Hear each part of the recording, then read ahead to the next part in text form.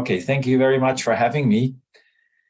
I'm going to just take you through a few slides, and if I talk to you and you already know what I'm telling you, hopefully this will just simply serve to reinforce the message, but also maybe give you a tool or two so you can bring the message of lifestyle medicine to your own places of work, because most of us obviously work somewhere, and what we do is not always easily understood or easily accepted. And so what we're going to talk today about is obviously the outline of the core competencies.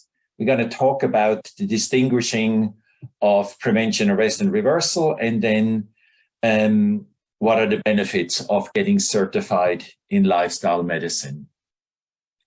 So right off the bat, I just want to share with you what we stand for. And so what we want to do is always use the highest levels of scientific evidence. We don't want to be non-evidence-based. We want to have global standards that apply across the board. We want to have models that are financially viable, because it's all well and good to say, oh, we're going to teach people how to reverse their chronic disease, but if we can't get paid for it, then there's obviously, particularly in certain countries, there's a huge advantage for the pharmaceutical industry because most people get paid to prescribe.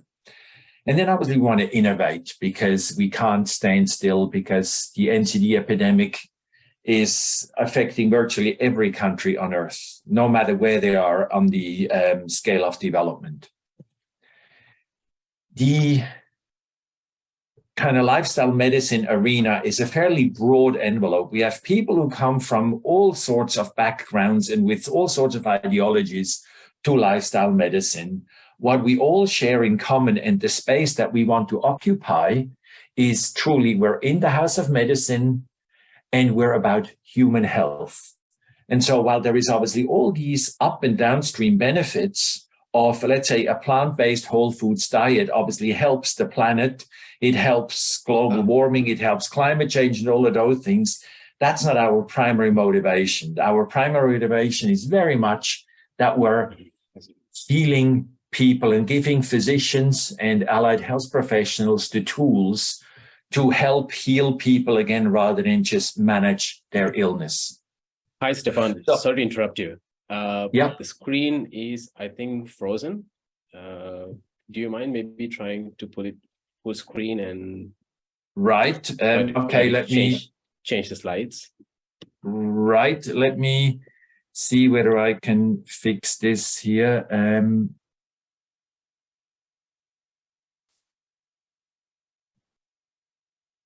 So does that work now? It works now. Thank you. Okay. Thank you very much for interrupting here. Okay.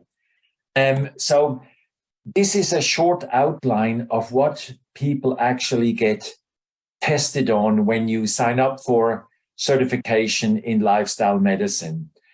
So we obviously talk about the introduction of lifestyle medicine. We talk about behavior change. We talk about clinical processes. We talk about the role of the physician or the allied health professional and their own personal health.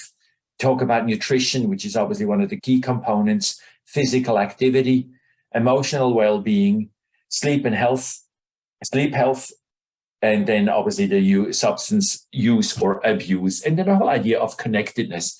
And the percentages behind the numbers, that's basically indicating how many questions in a 150 question exam come from those particular subject matters. When you drill down to, let's say, the emotional health and well-being, you can then see that gets very granular. And the lifestyle medicine board review course, and obviously the exam, they're coordinated. So you can, what you learn in the board review course prepares you well for then to take the exam. All of those slides and those granular explanations of what is in the exam is actually on the IBLM website under the certification heading. So you can check this out at your leisure. When we talk about the arrest, reversal, and the prevention of chronic disease in the lifestyle medicine context, and again, here I might be talking to you about things you already know, but I think it's really important that we just remind ourselves again what we're actually looking at. So when we look at the communicable disease model,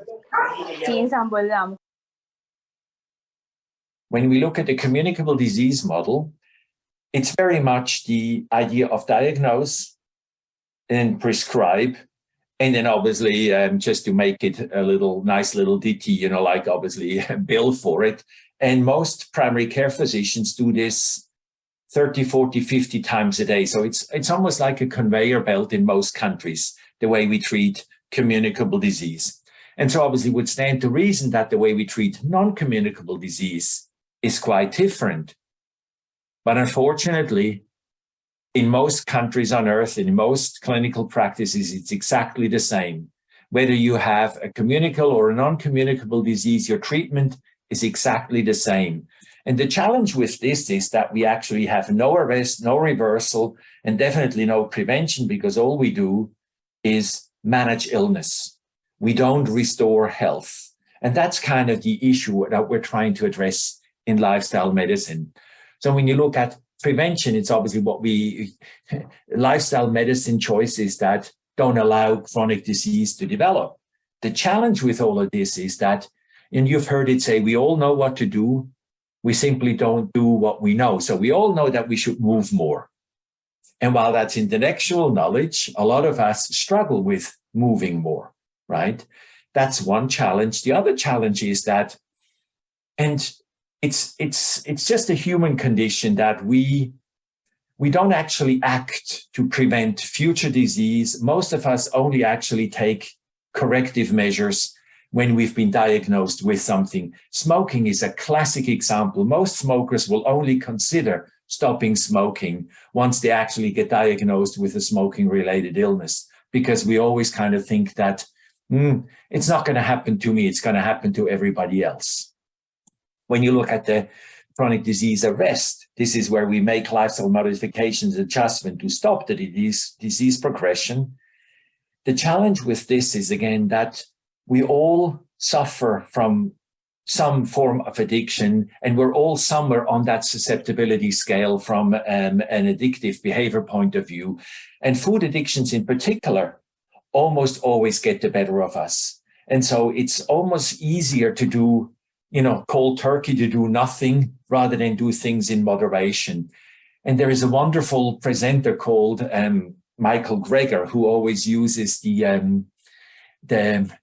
he says, well, everything in moderation is a mantra that we use, but in the non-communicable disease arena, in the chronic disease arena, so would you like just a moderate heart attack or just a moderate diabetes?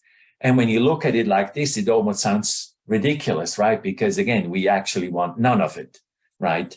So the everything in moderation does not work well in terms of chronic disease arrest. And we know that in lifestyle medicine, everything is has a dose response. So the more you do, the better the outcomes. And so it obviously brings us to the reversal, where we truly take measures that reverse the disease because of that dose response. So, and an example is, let's say, if you wanted to stop your saturated fat intake or reduce it, and you go from 7 days a week of saturated fat to 6 days a week, it's beneficial, but will it reverse your chronic disease?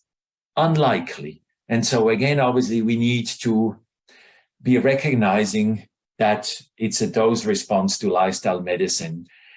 And there is also this mindset that, if I have to change the way I eat, the way I move, I'm going to move into this deprivation state. We start to immediately focus on all the things we can't do anymore, rather than the idea of focusing on all the things we can do and celebrate those and rejoice that there is so many food choices out there in particular where it's tremendously delicious, it's tremendously healthy for you, and it's not one or the other. It's just a matter of learning what is actually does us good and what tastes delicious. This is probably my most favorite slide. And we use this all the time when people ask us, so where does lifestyle medicine fit into this whole clinical model? And when you look at the top two slices of the pyramid, that's what we learn at med school. We learn how to do surgery, we learn how to diagnose and prescribe, right? But when you look at the left-hand side, these are also the most foreign, the most invasive, and the most high-risk interventions of all. And so as you move down the pyramid, you look at functional and integrative medicine, which is more addressing the physiology, but the basis of all health, we believe, is truly lifestyle medicine. And again, when you look at the left-hand side, it's actually also the lowest cost, the lowest risk, the most natural of interventions, so to speak. And so this is kind of a nice representation of where lifestyle medicine fits in the medical arena.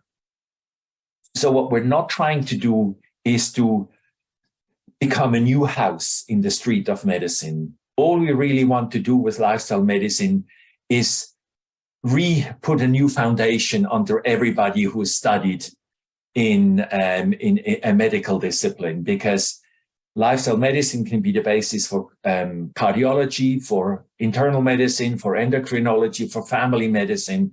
It truly is the basis of all good health. And so the way we approach this, obviously, is that most of us have not heard this at med school. So it's almost like we have to retrofit existing professionals with the knowledge that they didn't get at med school.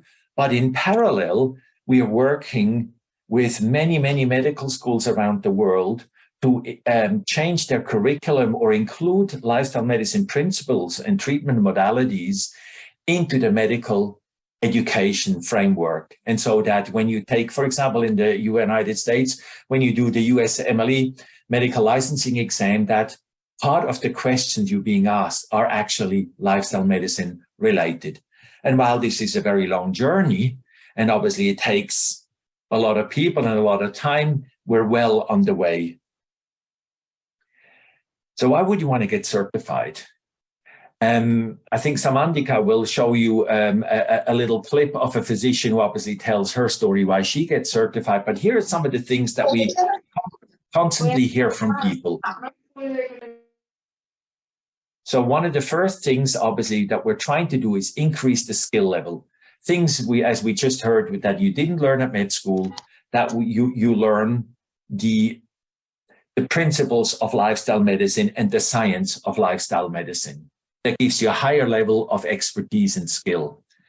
The second thing we want to do is set the people who practice this in a scientific manner from all the, what I disrespectfully call the voodoo merchants and snake oil salesmen, the people who tell you, oh, take this crystal and the vibes, whatever of the crystal, they have healing powers. While that might be true, there is no scientific evidence that actually is so. And we are very clear. So the people who are certified in lifestyle medicine, they're the people who have learned the evidence-based practice thereof. The thing that it gives us is a common language and common knowledge. So all over the world, we have one exam. And so we all speak the same language. And we although the way we eat food, we might have different sources of fiber, but the benefits of fiber are universal. So the more fiber we eat, the better our gut health is. And so whether we get the fiber from brown rice or from potatoes or from whole grains, wheat, whatnot, that's actually then individual, but that fiber is good for you. That's universal. I've alluded to, we have this global community of healthcare practitioners, of physicians, and we have one exam, one way of studying, one way of proctoring. So everybody is doing the same thing the world over. So whether you take this exam in Sri Lanka, or you take this in Britain, or in Australia, or in Brazil, or anywhere else on earth, it's the same exam, the same study, the same pass rates, the same everything. And there is no medical discipline on planet Earth that can say that of itself. So we're truly a global medical first. The key of obviously learning what we learn or what we teach is to learn the underlying cause of the disease, because so often we just truly treat the symptoms, and studying lifestyle medicine allows you to go under the bonnet and really see what's actually going on in a patient's life. And that obviously is the basis of chronic disease reversal. We hear over and over and over again that physicians say, practicing lifestyle medicine has given me my belief in the Hippocratic Oath, in the reason why I went into medical field in the first place. It's given me the reason to exist again, because I feel I'm making a difference again. I'm not just in on a conveyor belt where I prescribe medication after medication and the patients come back to me and nothing ever makes a change. It's just things get from good to bad to worse. And so it increases people's satisfaction in their profession tremendously. In a lot of countries, obviously, people are moving from, just administering the pills and the potions to the value-based care, outcomes-based care, where people starting to get incentivized for restoring people's health or keeping people healthy. And more, there is even entire governments, entire countries who are looking at different models to incentivize physicians and healthcare workers for the work that they do, that if you keep a patient healthy, that's where the money is, rather than prescribing more medication. And I kind of lastly, and that's for me a very important one, I always make the joke that if you are going to a smoking cessation program and the person who runs the smoking cessation program is just having a smoke in front of the room before he runs the program, that kind of doesn't work. It's the same as when the obese physician tells his patients to lose weight, or when the unhealthy physician tells the patients to increase their health. Being certified in lifestyle medicine, for me personally, I'm not certified because I'm not a physician, but because I'm a key player in this field, it forces me to stay healthy and practice what I preach all the way through, because I would simply lose credibility if I wasn't fit and healthy in my own life and did partake in what we prescribe to others, first and foremost myself. And so that's kind of the reason why people get certified. So how do you get certified? We have 2 exams. We have an exam for the physicians, which is a 150-question exam. And we have 1 exam for PhD and master's level health professionals. So you have to have a PhD or a master's in a health-related discipline, whether that be obviously nurse or physician assistant or exercise physiologist, or even, masters of public health or whatnot. So when you look at the left-hand side for the physicians, you have to have your MD, your DO, MBBS, MBBCH, or equivalent degree. We require 30 hours of online CME from a course that teaches you what you will be tested on. So if most people use the Lifestyle Medicine Board Review course, 10 hours of CME from a lifestyle medicine conference, because again, one of the key pillars of lifestyle medicine is social connections, positive social connections. And so again, we want to practice what we preach. We want to bring the people who are in this lifestyle medicine arena together so we can network, we can support each other, and we can help each other proliferate the lifestyle medicine message across the medical network. And then we have a case study, which is a templated thing where we simply ask people to record a lifestyle medicine intervention where they use lifestyle medicine modalities either in their own lives, in the lives of one of their patients. So we know that we not just have head knowledge, but also applied knowledge. I mentioned it's a 150-question exam. We have various languages. And then the initially, obviously, the certificate is issued by the IBLM, but as the Sri Lankan Society of Lifestyle Medicine grows, at 500 members and beyond, lifestyle medicine societies are entitled to start to co-issue the certifications with IBLM. So in Britain, with a couple of thousand members, obviously it's the British Society of Lifestyle Medicine and IBLM that issue the certificate. In the US, it's the same. And your nomenclature, so you're a diplomate of the IBLM and you're a certified lifestyle medicine physician. On the right-hand side, you can see there, it's 120 question exam. The case study falls away. The study is more or less the same, but obviously the questions vary because there's not much diagnosis in there for non-physicians. And lastly, who is getting certified? If you get certified, who are you joining? So let me just show you a little slide here. So this is the exam hubs that we have in 2023 around the world. You can see up in the right-hand corner, you can see the stats that we have. So far, we have diplomates from 72 countries, 4,000 physicians since 2017. So we've only been doing this for 6 years. So we have 4,000 physicians and about 1,250 professionals who are certified in lifestyle medicine. And you can see, obviously, I added cheekily Sri Lanka already because we're running the certification exam later this year. And you can see all over the world, we have exam hubs of people who, or organizations who are running these exams. So you're truly joining an illustrious cadre of physicians who are certified in lifestyle medicine. And the big plan, obviously, is to join the Non-Communicable Disease Alliance and then lobby the World Health Organization, and we start to make a difference at the policy level with our governments. Some more mature countries, so again, in the US, for example, we just spent time at the White House, and we had the White House conference on health. And so lifestyle medicine had a very, very prominent role to play.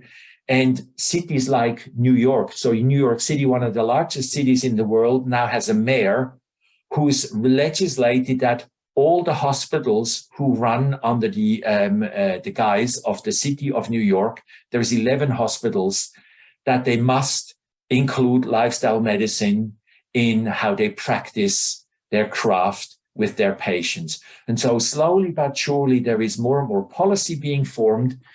And obviously, we need people like yourselves who go and change the world, primarily in your own lives, then with your patients, participate in the society, and then start to influence your hospitals, your clinical practices, your universities, and ultimately your government at the health ministry level, so that lifestyle medicine is not a forgotten or a non-considered way of treating non-communicable disease, but truly becomes the first port of call. And that's what I had for you, and thank you for listening. We already have a few questions, and let me start with them. And Stephan has actually answered a few in the chat as well. So to start with, is there a chance, this is by a doctor on WhatsApp, he had asked, is there a chance of paying in installments for this? Let me take that question. As of now, it's a bulk payment that has to be made, and that would not be possible. What's the difference between lifestyle medicine and functional medicine? Samandika, do you want to take that one? Yeah, sure. So the main difference between lifestyle medicine and functional medicine is that functional medicine doesn't necessarily stay within the house of medicine. Right? It's a separate practice. And in functional medicine, they always look for the root causes, but it's not the way that we do it in our practice. So mainly using basically they follow the biochemical pathways and keep testing and then make the causal links and start treatment. Whereas in lifestyle medicine, how we treat the root causes is through lifestyle interventions, and the techniques that we use are completely different. If someone says that, oh, there are functional medicine doctors who are allopathic medicine doctors, yes, but then when it comes to registrations, the council registrations, they are different processes. So the important thing about lifestyle medicine is it's allopathic medicine, part of allopathic medicine, and it stays within the house of medicine. I think that's the simplest answer I can give you without getting into details about functional medicine. One of the next most common questions that we have had is, can doctors who have been qualified in Ayurveda, Unani, homeopathy, are they able to take this qualification? Unfortunately, I don't have very positive news about this question. Yes, that's right. This has been posted quite a few times. Because of the current ways how the licenses are handled and the differences between the fellow of evidence-based medicine, there's no membership that the SLSLM offers for doctors who are practicing Ayurvedic, Unani, etc. So mainly because of that reason, they're also unable to take the exam as of now. Right. And Stephan, I know you've answered this already, but if you could just say, like, can we practice as a lifestyle medicine physician in any country in the world? Sorry, you're muted, Stephan. Oh, sorry. I can do it. Okay. So as Samandika said, lifestyle medicine, a diplomate of lifestyle medicine, that's not a medical licensure. So because the DIP IBLM is the global certification, it's recognized. If in the US somebody is looking for a lifestyle medicine certified physician, they will hire you based on your DIP IBLM. But if you don't get medical licensure, you might not be able to practice as a physician. You might be a health educator. You might be a health coach rather than a physician. So while the certification is recognized globally, it does not mean medical licensure. That's key. And again, it doesn't give you a visa or any of those things. So it's just to clarify as well. So it's not like if you move elsewhere, you'll have to do the exam. Like those particular. You don't have to do the exam again. No. Have to do the British Society of Lifestyle Medicine exam. No. Again. No. No. Right. Great. Just to follow up on the same question, Mufida, is it okay if I interrupt you for a second? Yeah, sure. Go ahead. Yeah. So Stephan is absolutely right. It doesn't substitute either a medical council registration or doesn't help you get to another country, but it will be really useful, especially if you're looking for a job in another country. So that is for sure, especially if you're looking for a primary care job, and that can always come in handy if you have these certifications in your resume. So there's one particular question addressed to Stephan. Before I go on to it, I will just give a little bit of a background on it. So right now, what's available is there's a third edition of the book with the online learning platform. In April, this will get updated to the fourth edition. It's largely a cosmetic change, but the question is that this candidate was told that the fourth edition of the book was specifically designed for the exam this year. Therefore, would we be at a disadvantage if we register early and get the third edition of the book as opposed to the fourth edition? Or is the online access sufficient enough? Online access is sufficient enough, right? Because again, the changes are largely cosmetic. Also, it's probably an unfortunate term or phrase specifically designed because everything rises and falls with the lifestyle medicine competencies, as I've shown in my presentation earlier. So the people who write the lifestyle medicine board review course take the competencies as their basis. The people who write exam questions take the competencies as their basis. And then they move together. So we don't actually use the fourth edition, which is not even out yet, to write our exam questions. So therefore, it's no disadvantage at all, right? And again, we obviously don't have enough time to, wait and dispatch and whatnot. So the package on offer is the best chance you have to get certified for the best possible price this year. Great, thank you. So this is related to the exam. One is, will there be negative marking in the MCQs? No. So it's a multiple choice. It's written to, in the US, the standard is called the National Board of Medical Examiners. So in other words, you cannot have double negatives, you cannot have ambiguous questions. So it needs to be unambiguous. Usually it's a case study, and then it asks which is the best answer for the question, right? And then there is only ever one. And we obviously run psychometrics on those questions to ensure that everybody, that all the questions perform properly. And the other good thing is that it gets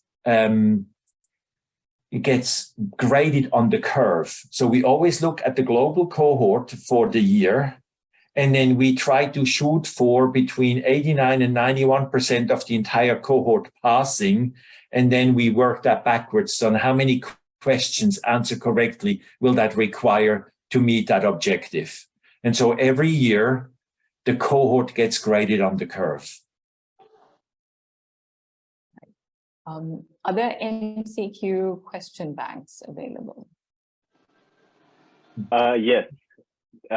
So there's one book at the moment, right? So that was written by, I think, Fraser and Ifamea. I don't know how I pronounce the name. But that one is not prepared by IBLM or ABLM. It is a standalone book written by the authors themselves.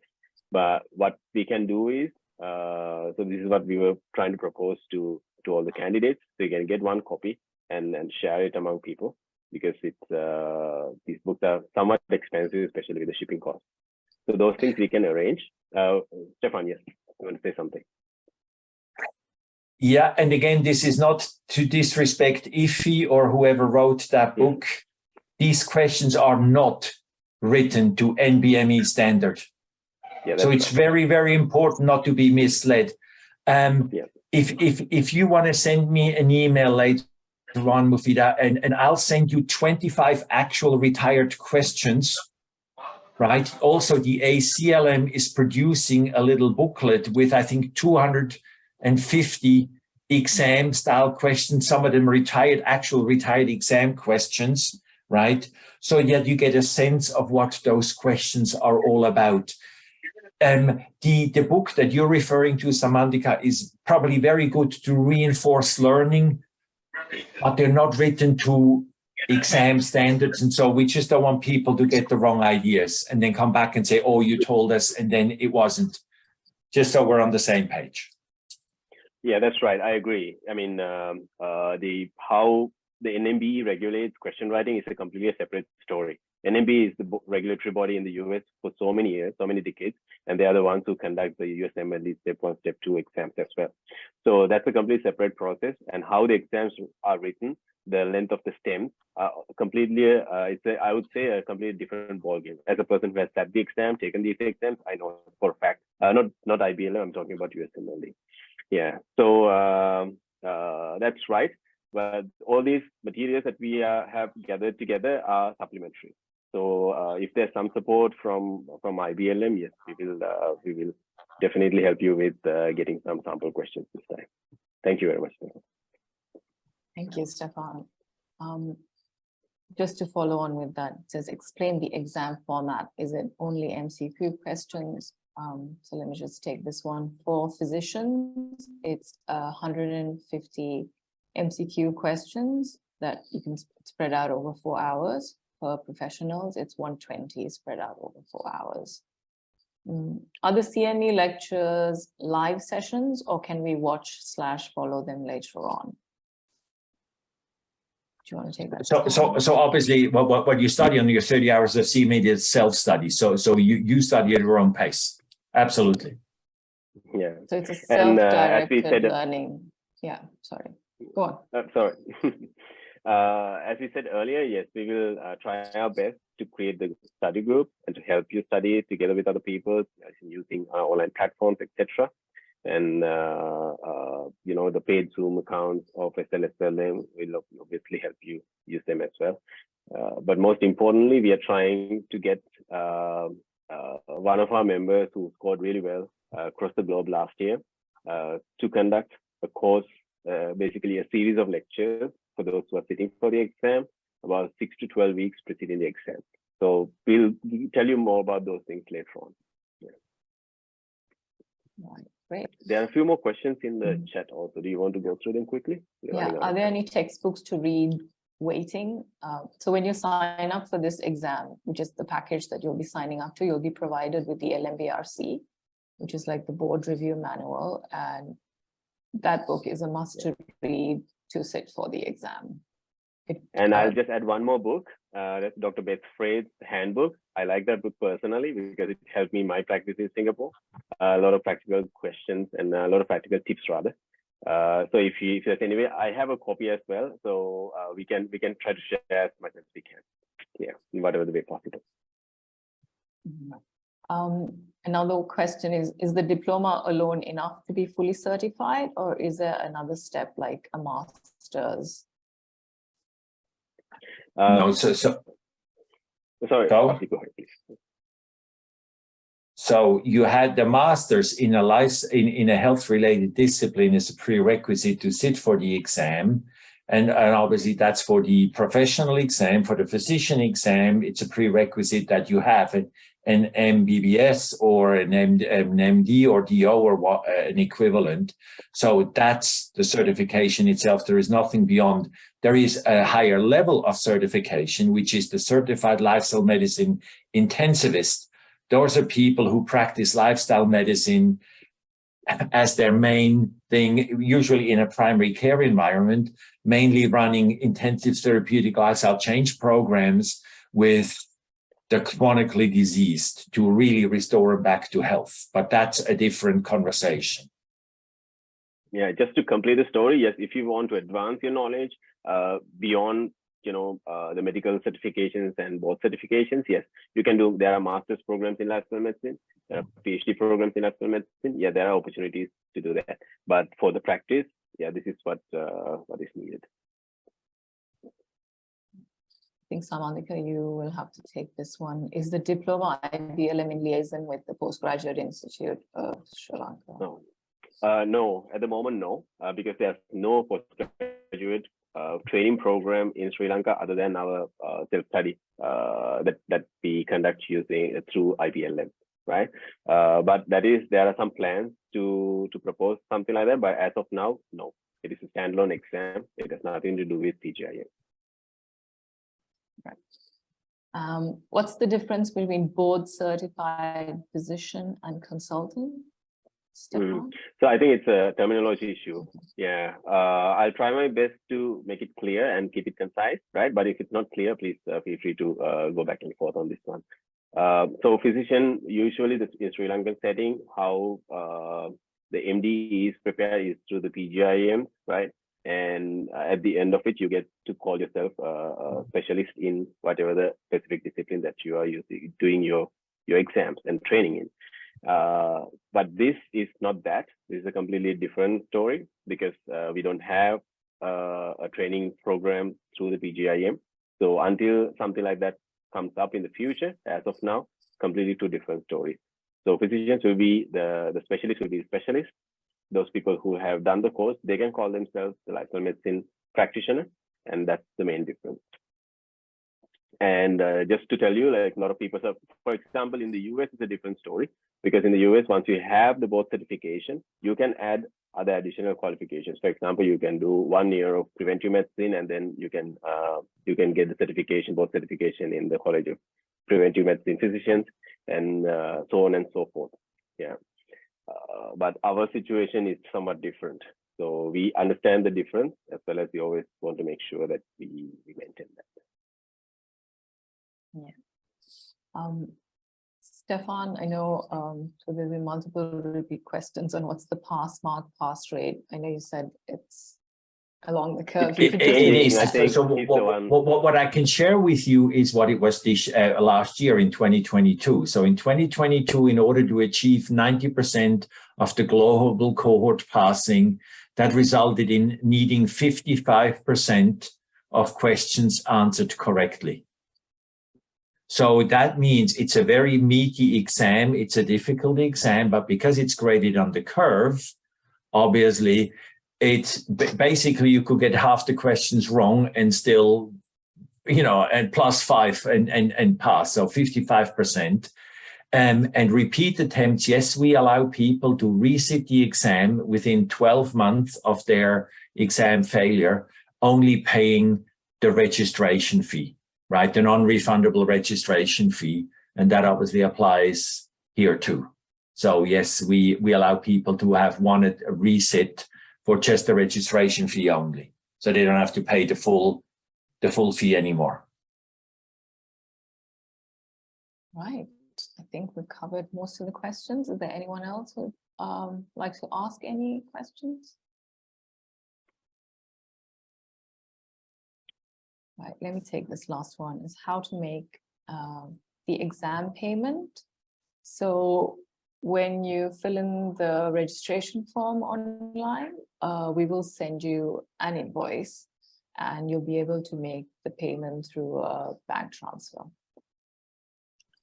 Right,